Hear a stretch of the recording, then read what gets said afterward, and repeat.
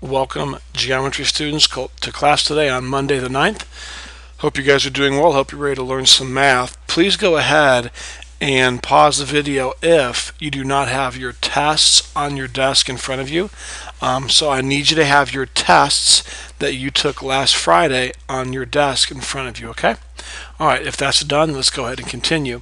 4 announcements. First of all, test retakes. If you scored less than a 70, you are allowed to take a retake. Here are the restrictions. You must take it no later than Friday, and you must give me at least a day's notice, because I'm not going to make a test. I have to make a whole new test. I'm not going to make a whole new test unless I know for sure someone's going to do a retake. So look at your averages. Everything is recorded on Sycamore. Make a decision and then let me know whether or not you're going to do a retake. And by the way, can I say something? Here's where students cop attitudes, because I think they realize the teacher's right, as arrogant as that sounds, and they get mad. If you'll look at your fill in the blanks, there are some of you that could not even tell me the 5 ways to prove that a quadrilateral is a parallelogram. I mean, that's a very anemic question for me to ask you to list 5 things. In fact, they were really easy. Both opposite angles are congruent, opposite sides are congruent, opposite sides are parallel, diagonals bisect each other, and one angle has to be supplementary to its 2 consecutive angles. That's it. I mean, and there were some of you that left all 5 completely blank, and you knew that was going to be on there. I made you a list. So guys, can I just be honest with you in a loving way, but yet a firm way? I mean, that adds 5 points to your test right there. And also it's a reflection, in my opinion, of how much time you really put on these fill in the blanks. So guys, fill in the blanks are very normal in college. Listing things out is very normal. So I hope that, and I'm not going to let you retake the fill in the blank part. I'm not going to do that. Okay, I'm not going to do that. But I hope you're really studying and working hard. Okay, guys, and take to heart what I'm saying here, because I mean, those 5 things, you knew they'd be on there, and you couldn't even put one of them, or 2 or 3 or 4 or 5. And the fill in the blanks, they're main words, guys. That's a really big part of your test, or those fill in the blanks. But anyways, test retakes by Friday. No one has incomplete, so great job on that. I'm very thankful for that, and you all deserve to be complimented on having no makeup work that needs to be turned in. Reviewing for the exam, we're going to review a test every day this week. Now today, we're going to review Chapter 6 test because you just took it. On Tuesday, we're going to review Chapter 1. On Wednesday, we're going to review the Chapter 2 test. On Thursday, we're going to review the Chapter 3 test. And on Friday, we're going to review the Chapter 4 test, okay? And then next week, during final exam week, we meet on 2 days. So one of those days, we'll review the Chapter 5 test, and then we'll have an extra day to go over anything we didn't get to. So, by the way, if you're saying, oh, Mr. Earhart, I didn't keep my test, that's okay. You can just take notes. I mean, if you'll look here, I've got everything totally written down for you. We're going to go over everything. So if you have your tests, if you've kept all of your tests, it would be great for you to get them out every day when we go over them, but you don't have to, okay? So today we're going to review Chapter 6 test. I'm going to talk to you about things you need to know for your final exam, different topics, different problems, and we're going to review every day. By the way, I was talking to a couple of the high school men there at Berean. They were telling me how they have a lot of tests this week because students, teachers are getting tests in at the last minute, and that's normal. I understand that, but at least in this class, we're not doing that. So this will there'll be no homework every night, so no homework for 5 straight days. Unless, now let me say this, look at announcement number 4. You've got to finish the video. So if you don't finish the video in class, it is your job to go home and finish the video. If you don't do that, I will never know, but you're hurting yourself, okay? You need to go home and finish the video if we don't finish it in class. And other than that, though, there's no homework. and we're just going to review a chapter test every day this week and really drill these principles and properties into your heads. Okay, so that's it for the announcements. Go ahead and get out your chapter 6 test, and I do not go over the fill in the blanks. By the way, there'll be no fill in the blanks on your final exam. It's going to be all math problems, so just so you know that. And here we go. Let's go ahead and get started. Go ahead and get your tests out from Friday, and let's go over these step by step. On the final exam, I'm going to want you to be able to look at a figure and tell me if it's a polygon. If it's not, you're going to tell me why. If it is, you're going to tell me what type of polygon. Okay? Now, this is not a polygon. Number one, a lot of you put yes on your test. The answer is no. And the reason is it has a curved side. A curved side. Remember, the definition of a polygon is a figure that is made up of segments, and a segment is a straight line that has endpoints on the end. Okay, so the definition of a polygon is a figure made up of segments that intersect and exactly intersect the other sides at its endpoints. Okay. So no, this is not a polygon. Why? Because it has a curved side. Look at number 2. No, this is not a polygon, and here's why. Now listen to me carefully, and I will teach you this, okay? Please watch carefully.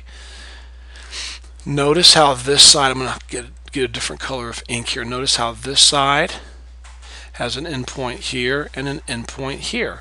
And then this side right here has an endpoint here and an endpoint here. Now remember what I've taught you. Every segment intersects 2 other segments at its endpoints, and notice this segment right here and this segment right here has 3 intersections. Let me show you where they're at. Right here is 1. It intersects this side here. Then here it intersects this side here. But then also at this same point, it intersects this side here.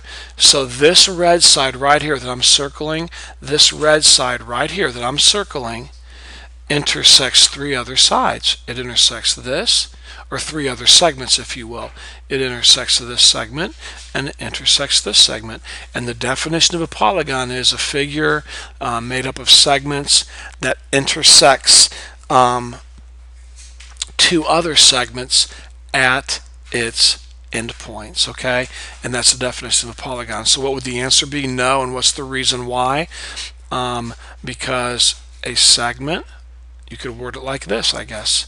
And by the way, I was very loose on what you said for this for your reason. If you said no and you said there's a line drawn through the middle, I said fine, no problem.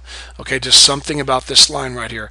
A segment intersects 3 segments. And that's why this figure is not a polygon. Now over here, yes, this is definitely a polygon, okay? And so as soon as you say yes, I want to know what type. So we count the sides. 1, 2, 3, 4, 5, 6. 6 sides, so we call that a hexagon, okay? So let me review what I expect you to know for the final exam. I expect you to know what a polygon is. So know the definition. I'm not going to ask you to fill in the blank or to write it, but know what the definition is and be able to tell me yes or no. Is this figure a polygon or is it not? And then lastly, know the names of these polygons. Like a 3-sided figure is a triangle. You should know that. A 4-sided figure is a quadrilateral. You should know that. A 5-sided figure is called a pentagon. 6-sided figure is called a hexagon. A 7-sided figure is called a heptagon. And an 8-sided figure is called an octagon. Okay? You should know those. Know those for the final exam. You should take some really awesome notes this week while I'm reviewing and be studying every day. And then, of course, study also for your final exam next week. Okay? So there's the answers to these first 3 problems. Students, I'm not just teaching you answers and how to do problems. I'm giving you thoughts to write down and things to study. Okay? You need to know what a polygon is, and you need to know these different types right here. Okay, what each one is: 3-sided, 4-sided, 4-sided, 5-sided, 6-sided, 7-sided, and 8-sided.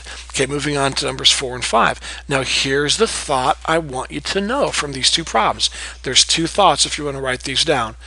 A quadrilateral,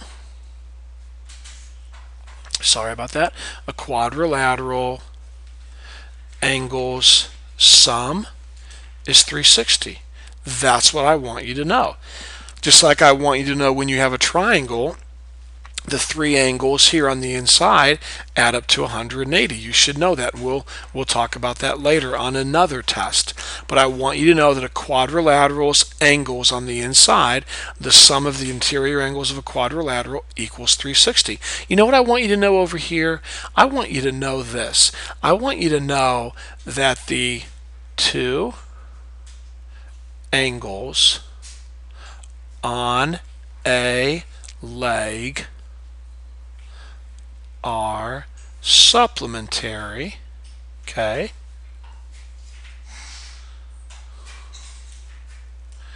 if you have a trapezoid. That's what I want you to know, okay? Now that's important. You need to know that two angles right here are going to be supplementary. When you add them together, they're going to equal 180 when you have a trapezoid. Now what is a trapezoid?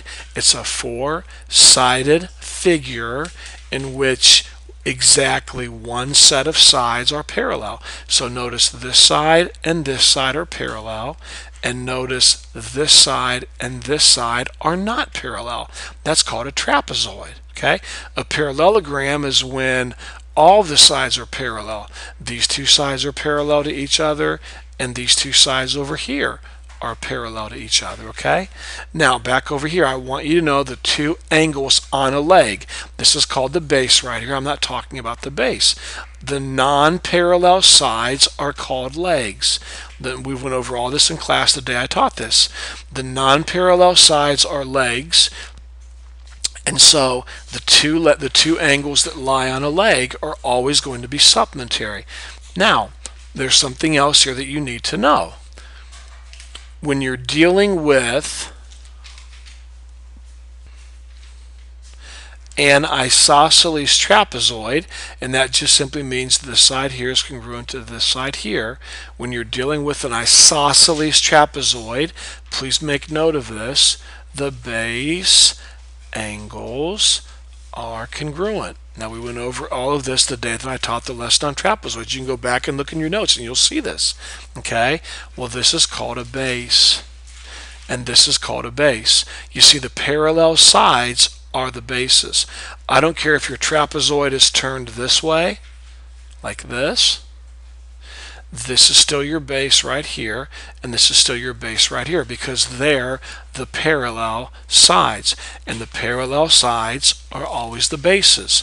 So the base angles are congruent. So this angle here, and then travel along your base, here's your base, travel along your base, this angle here, they're congruent.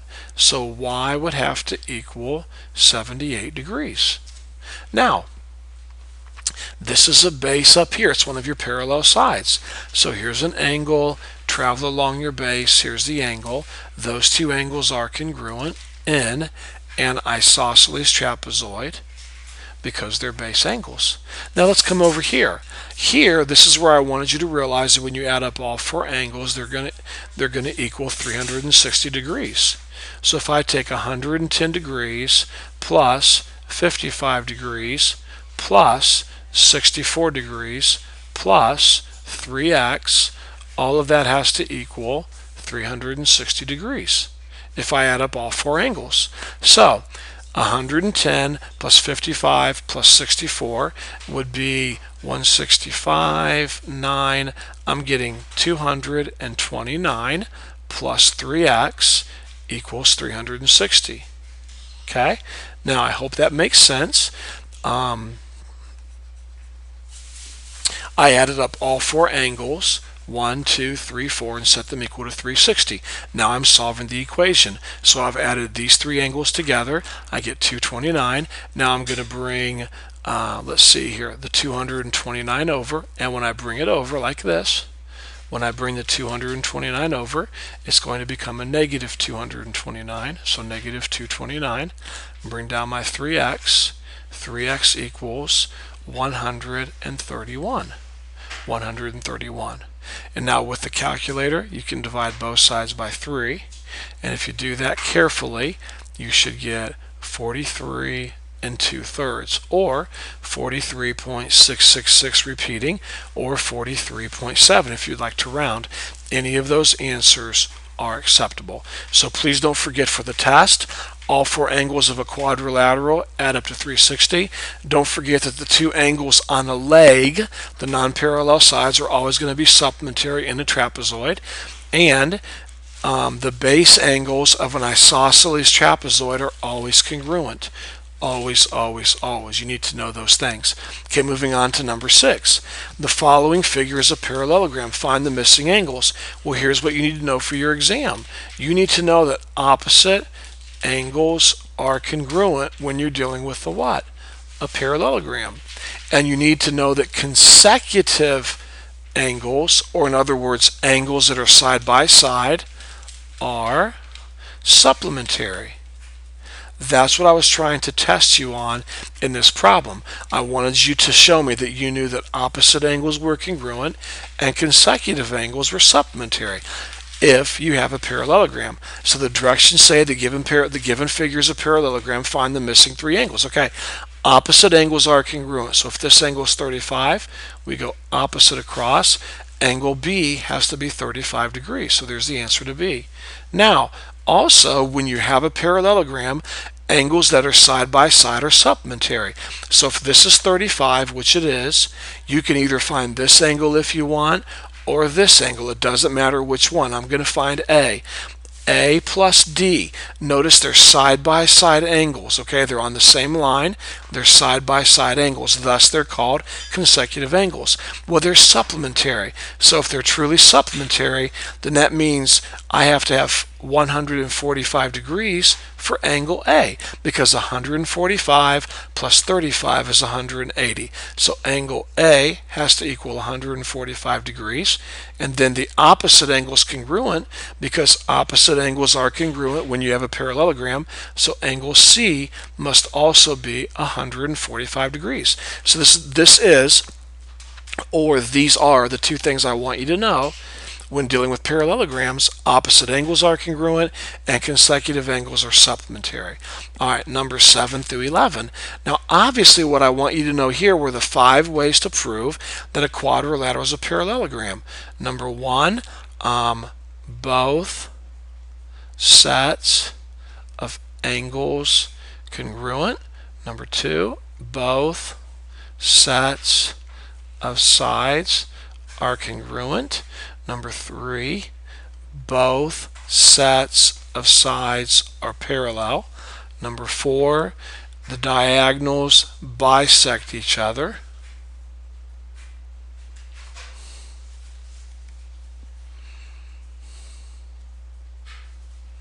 And then number 5, one angle has to be supplementary to both consecutive angles. Both of them, not just one. Okay, so one angle has to be supplementary to both consecutive angles. So this is what I want you to know. These 5 things, you've got to be able to say, okay, each one of these individual things proves that a quadrilateral is a parallelogram. So if I have a quadrilateral and I look and both sets of angles are congruent, like number 10 right here, notice these 2 angles are congruent and these 2 angles are congruent. I guess I should put the word opposite. I think we know that by now, but both sets of opposite angles, both sets of opposite sides, both sets of opposite sides, if you want to squeeze that in there. But as soon as I look at number 10 and I notice these 2 angles here are congruent and I notice these 2 angles here are congruent, then yes, I know I have a parallelogram based on rule number 1. I'll put a 1 here. Rule number 1. Both sets of opposite angles are congruent. Let's go up to number 7. This is a diagonal. This is a diagonal. Do you notice how this length right here that I'm coloring in red, do you notice how this length right here is congruent to this length right here? Sure you do. Do you notice how this length right here, this blue length here, is congruent to this black length here? Sure you do. Well, that means the two diagonals bisect each other. That means the two diagonals cut each other in half. And don't they? This line's cut in half, 6 and 6. This line is cut in half, 8 and 8. So number 7 is yes, we have a parallelogram. What reason? Reason number 4. The diagonals bisect each other, okay? All right, number 8. Now be careful on this one. I'm well aware of the fact that 60 and 120 add up to 180. But please look carefully at number 5 down below. Number 5 says one angle, we'll call it this angle here, is supplementary to not one, both of its consecutive angles. Do you see that word both? One angle is supplementary to both of its consecutive angles. So this angle right here has to be supplementary to this angle, but it also has to be supplementary to this angle. Are not these the two angles that are right beside 60? Sure they are. So you cannot state for sure that this quadrilateral is a parallelogram because we don't have this number written right here.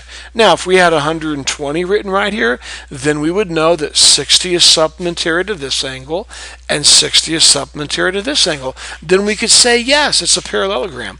But we don't know that. We don't know that this bottom angle here is 120 degrees. So because we don't know that, we're going to have to say, no, I don't know for sure it's a parallelogram. And you could put not enough information. It would be fine. I don't care. Not enough information. Or you could say something like angle, give it a name. I call it angle 1. You could put angle 1 has to equal 120 degrees or something like that. Okay, there's many ways to express yourself here, but the main thing is no, this is not a parallelogram. Now look at this. Are not the opposite sides congruent? Look at 6 and 6, they're congruent. Look at 10 and 10, they're congruent. Well, look at reason number 2. Both sets of opposite sides are congruent. So you would put in this blank, I'm putting the number 2. On a test, you would not be able to do that. You would have to put both sets of opposite sides are congruent. And whenever that happens, you know you have a parallelogram for sure. Okay, number 11. Yes, definitely. Look at reason number 3, please. Look at reason number 3. Both sets of opposite sides are parallel. Well, let's see. This side here is definitely parallel to this side here, so far so good. And this side here is parallel to this side here, so far so good. So we definitely know that we have a parallelogram because both sets of opposite sides are parallel. So students, what I need you to know for your upcoming exam is these 5 things right here. You need to know this. I'm not going to ask you to write them out. I'm not going to do fill in the blanks. I'm not going to ask you to quote them. But you need to know these so you can answer questions like these, okay? All right, moving on to number 12. In quadrilateral EFGH. Now I'm going to go ahead and just draw a quadrilateral so I have one. It can look weird. It can look normal. It's not a tremendously big deal. Okay, it doesn't have to be perfect, but what does need to be accurate is you need to go in order E, F, G, H. Now, I don't care if you put E here, or if you put E here, or here, or here, but wherever you put E, you then go clockwise and you name the other corners or the other vertices going in order. So if you call this E, then this has to be F, this has to be G, and this has to be H, because look what it says right here, quadrilateral what? E, F, G, H. So these letters right here have to go in order of these letters right here. All right, in quadrilateral EFGH, angle E is 12 degrees, angle H is 168 degrees, and angle F is 12 degrees. Is this a parallelogram? Well, look, we just went over this a second ago in a couple problems ago. See this angle right in the middle of these two angles right here?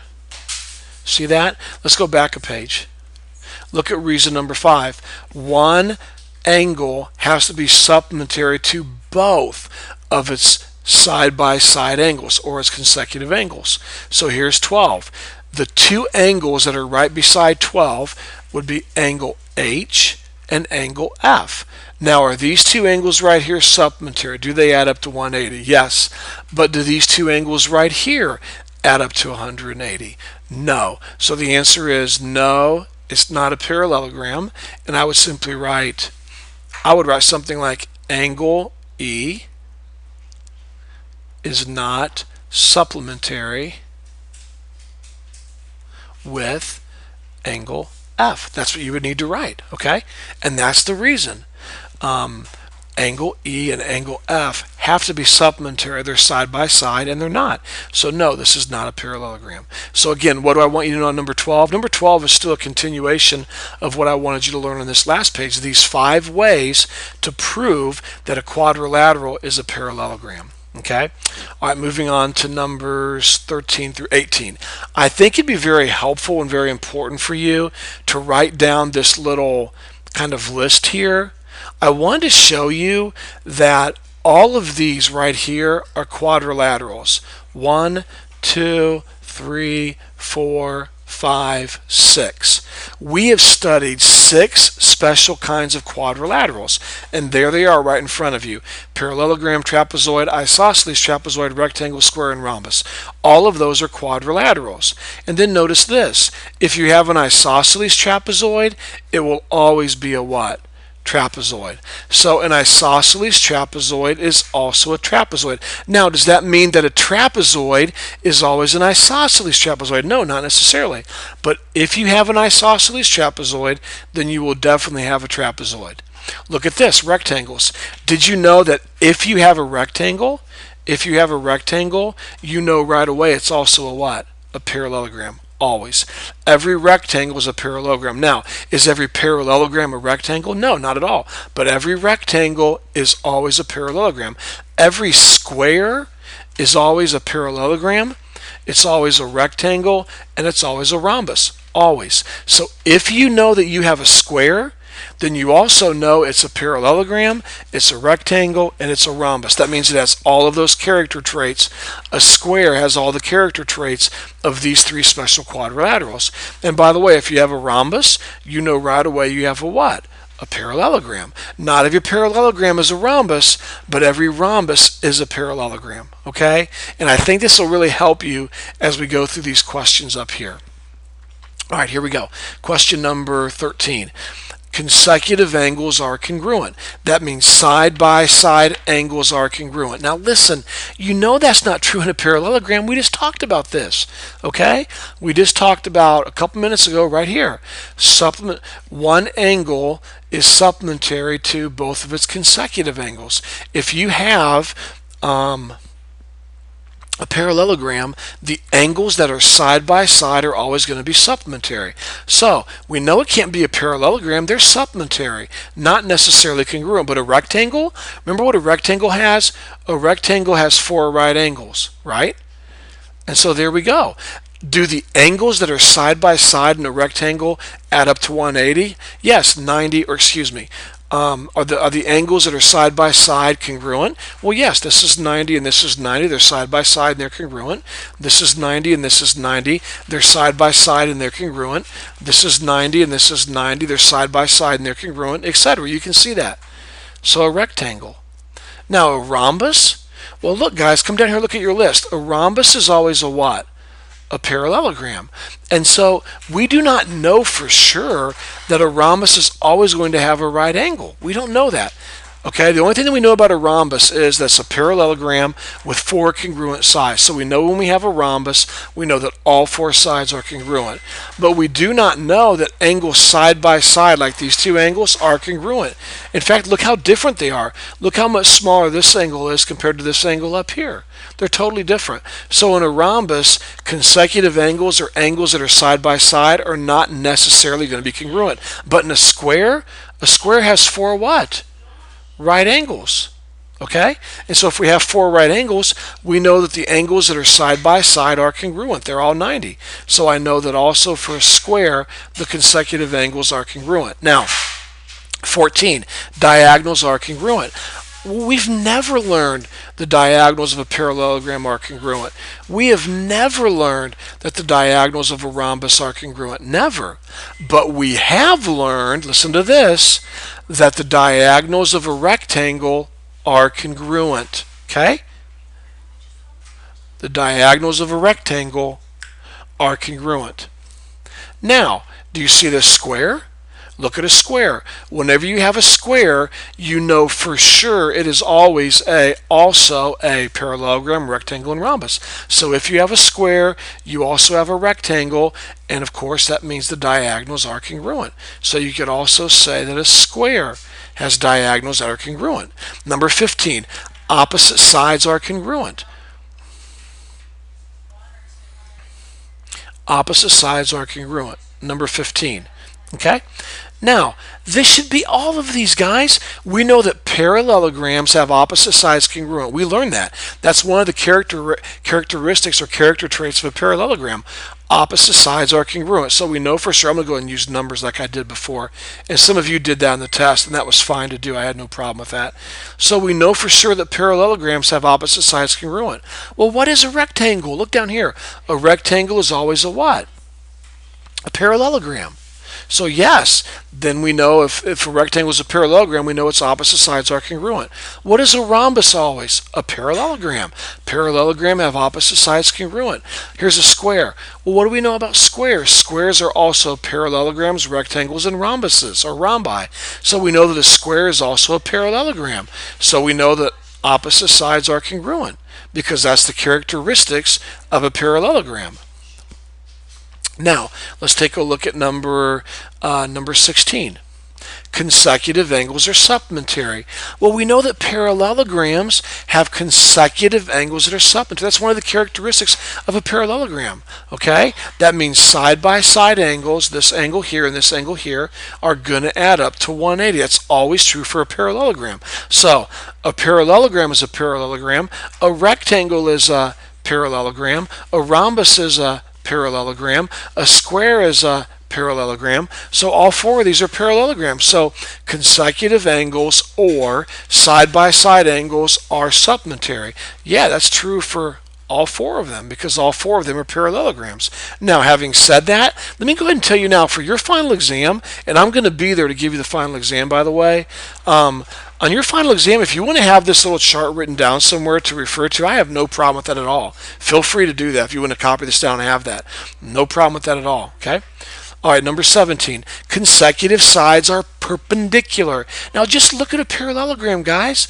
Just looking at it, you can see there are parallelograms that don't have that L shape that you're supposed to have for a right angle. So students, what I'm trying to say is this. If you don't have this L-shaped shape right here, you know you don't have a right angle. And if you don't have a right angle, then the two lines are not perpendicular. So there's no way you have a right angle in a parallelogram. I mean, sometimes you might, but sometimes you don't.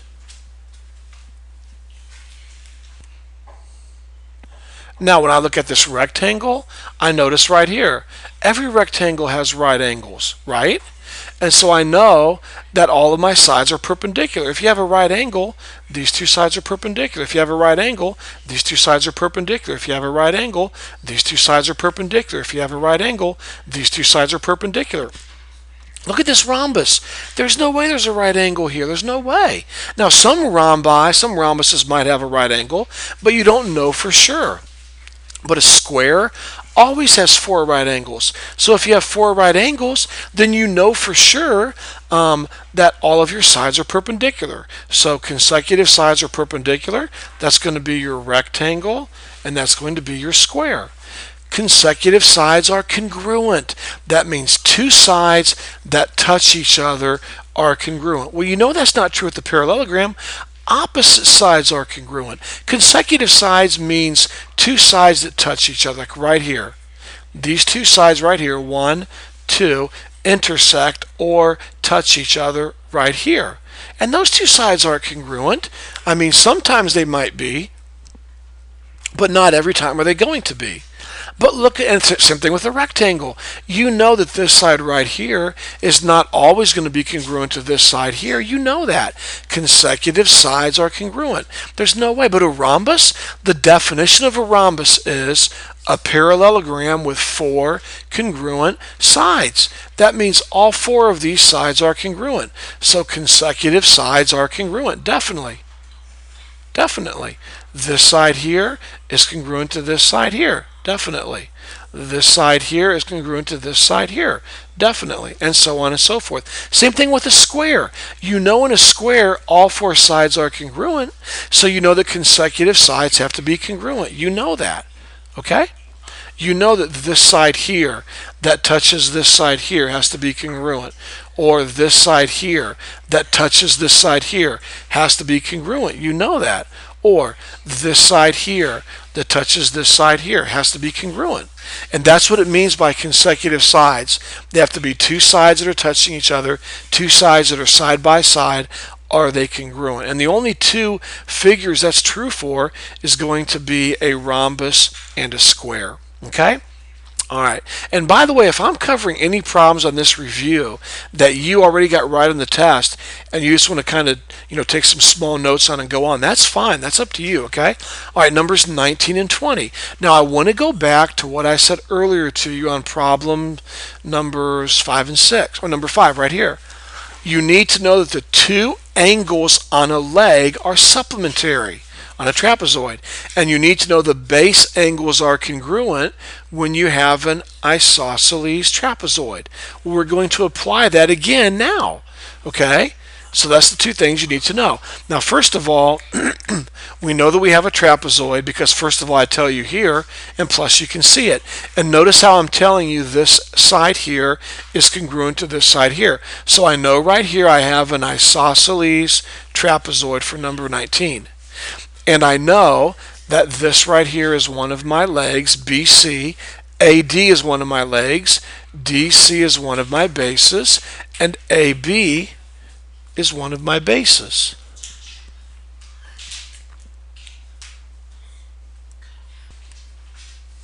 Now, when I look at this trapezoid, I remember what I learned a couple pages ago when I told you leg angles are supplementary. Here's a leg right here. It's a non-parallel side. So, if this is 110, then this has to be 70 because 110 plus 70 is 180. So there we go. Okay? Leg angles are supplementary. Now, in an isosceles trapezoid, base angles are congruent. Here's a base. It's one of your parallel sides. Okay, it's one of your parallel sides. Base angles are congruent. So if this is 70 right here, then D has to be 70 degrees. It's one of your base angles. And then angle A has to be 110. How do I know that? Because this is a base up here. Your parallel sides are called your bases. And your base angles are always congruent. So angles D and C are base angles. They're going to be congruent. A and B are base angles. They're going to be congruent. So if B is 110 degrees, then A has to be 110 degrees. So there we go. Okay? Now, this is not an isosceles trapezoid over here. This is just a regular trapezoid. So all that we know in a regular trapezoid is this. Leg angles are going to be what? Supplementary. That's all that we know. Because the only time that base angles are congruent is when you have an isosceles trapezoid, okay? And we don't have an isosceles trapezoid over here. So with that in mind, here we go. This is one of my legs. This is one of my legs. So angles A and D are leg angles. So 55 plus 125 gives you 180. So I know that angle A has to be 125 degrees because 125 plus 55 is 180. Now here's your leg angles over here. Angles B and C are leg angles. They're the 2 angles on this leg. And if this is 70 here, then angle B has to be 110 because 110 plus 70 is 180. You need to know this about trapezoids. You need to know about trapezoids that The two angles on a leg are always going to be supplementary, and if you have an isosceles trapezoid, the base angles are congruent. You need to know that. Okay, let's talk about mid-segment for a second. If you have a trapezoid and you have this line drawn right here that connects midpoint of a leg to midpoint of a leg, you know you can use this formula right here. And it's really, really easy. It's simply 2 times the mid-segment equals base 1 plus base 2. It's that easy, guys. So my mid-segment right here is 12. So 2 parentheses 12. And then my two bases are 8 and x. Now I don't care which one you put in which place. It doesn't matter. X plus 8. There we go. Now 2 times 12 is 24. So 24 equals x plus 8. Bring the 8 over and make it a negative 8. And when you do that correctly, you'll have 16 equals x. And that's the answer. You found it. It's that easy. 16. Okay, use this same formula, guys. Anytime you're dealing with trapezoids and mid-segments, this is the formula you want to use. So, do I know the mid-segment? No, I don't. So I'm going to put 2 parentheses x. Do I know my two bases? Yes, 20 and 26. It doesn't matter what order you put them in. You're adding, so it doesn't matter. So 20 and 26. 2 times x is 2x. 20 plus 26 is 46. Divide both sides by 2, and x equals 23. So what do I want you to learn for the final exam from these two problems here? This. I want you to know that formula. I want you to know that 2 times the mid-segment will always equal the sum or the adding of your two bases. That's what you need to know. All right, numbers 23, 24, and 25, and we're finished. Now this is, I put all the definitions here for you, okay? You cannot have this on a test. I will not let you, okay? But I put them here so you could look this over. Okay, notice in 23, that we have one set of parallel sides. This side here is not parallel to this side here. So we have one set of parallel sides. We'll look at trapezoid, a quadrilateral that has exactly one pair of parallel sides. I'm going to call these 1, 2, 3, 4, 5, and 6 to save time. So I know that 23 is a trapezoid. Now maybe it's isosceles. Yes, it is. We learned, if you will look at your theorems, in fact right now if you'll look at your fill in the blanks on your test that you have right now on your desk, test part 1, the fill in the blanks, there was a theorem that said if two angles are congruent, if two base angles are congruent on a trapezoid, then we know for sure that it's an isosceles trapezoid. You look on your test there and you'll find that, okay? It's one of the fill in the blanks. It was a theorem, and once again it said if two base angles are congruent on a trapezoid, then we know that we have an isosceles trapezoid. So 2. Now it can't be a parallelogram. A parallelogram has both opposite sides are parallel, and we don't have that. It can't be a rectangle. You have to have 4 right angles. We don't have 4 right angles. It can't be a square. You have to have 4 right angles. It can't be a rhombus. You have to have 4 congruent sides. We don't have 4 congruent sides. Look how different these sides are. Okay? Now, number 24, 90, 90, and 90. Well, if all 3 of these are 90, and all 4 angles have to add up to 360 in a quadrilateral, we know this is 90 also. It's common sense. So do we have a trapezoid? No, because a trapezoid says we have only one set of parallel sides. And I'm telling you right now, if these two angles here are congruent and these two angles here are congruent, we have a parallelogram, okay? And if we have a parallelogram, this side here is congruent to this side here, and this side here is congruent to this side here. So I do not have a trapezoid. I do not have an isosceles trapezoid, okay? With trapezoids, you can only have one set of parallel sides, and I have 2 sets. But it is a parallelogram.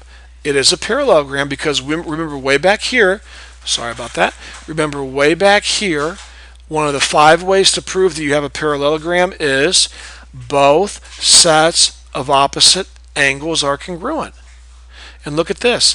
Both sets of opposite angles are congruent. 90 and 90, 90 and 90. So we know it's a parallelogram. We also know it's a rectangle because a rectangle is a parallelogram with 4 right angles, and we have 4 right angles. So it's definitely a rectangle. Number 5, it's not a square because a square has 4 right angles, and we know that, but it has to have 4 congruent sides, and we don't have 4 congruent sides, or if we do, we don't know that. It's not marked for us, okay? And we definitely don't have a rhombus because you have to have 4 congruent sides. That's why I put these definitions here for you to see, okay? We don't have 4 congruent sides. So the only thing this can be is a parallelogram and a rectangle. Now on to number 25. Notice how I have opposite angles congruent. Do you see that? So I know for sure I have a parallelogram. Well, as soon as you realize you have a parallelogram, you definitely don't have a trapezoid, because a trapezoid only has one pair of parallel sides, and we have both sets of sides parallel because we have a parallelogram. And the definition of a parallelogram is a quadrilateral in which both pairs of opposite sides are parallel. So we have a parallelogram. Do we have a rectangle? Well, let's read the definition. A rectangle is a parallelogram, and we definitely have a parallelogram that has 4 right angles. Do I have 4 right angles? Yes, I do. So I definitely have a rectangle. Let's see if we have a square. A square is a parallelogram, and we have a parallelogram that has 4 right angles, and we definitely have 4 right angles, and also 4 congruent sides. Well, notice how all 4 sides have 1 slash. That means all 4 sides are congruent. So we definitely have a square. It's going to be number 5, definitely. And then a rhombus, all that you need for a rhombus is a parallelogram, and we definitely have a parallelogram that has 4 congruent sides. And do we have 4 congruent sides? Yes, we do. So it's definitely a rhombus. Okay? So what do I want you to learn for the final exam from this page right here? I'm not going to ask you to fill in the blanks or to quote these or to write them out, but you need to be very familiar with these 6 definitions. These are the 6 special quadrilaterals that we learned, and it's very important you know these definitions and are able to apply them, okay? All right, call me or email me if you have any questions at all. I hope you did more than just write down problems and correct your test. I hope that you also are learning these side notes I'm giving you and writing down what you need to study and memorize so you're ready for your exam. Also, if you want to do a test retake, I have to know at least a day's notice, and I have to know what teacher you're going to take it with so I can give the test to them. And number 3, make sure that you're finishing the video at night if you didn't finish it in class today, okay? All right, have a good rest of the day, and I will talk to you tomorrow.